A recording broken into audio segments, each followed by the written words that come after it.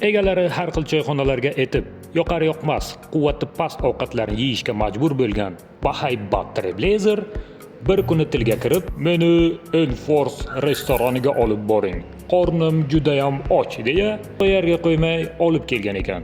Bu gigant jonivorga menyularning eng sarasini ko'rsatganimizga, "Mana shundan keltiring" deb quvvatga boy nemischa ovqat Lyukumolini tanladi. Talablarga binoan nemischa Lyukumoli bir fasda tayyorlab oshqozoniga qo'yildi. Qorni to'yib kuchga to'lgan jonivor minnatdorligini izhor qilib, 1000 kilometrdan keyin ko'rishguncha xayr deb jo'nab ketdi. Bu hazil tariqasida olingan video edi albatta. Bugun minib yurgan mashinamiz tilga kirib qolsa, bizlarga rahmat deydimi yoki bilmadim. O'z fikrlaringizni kommentariyada yozib qoldiring.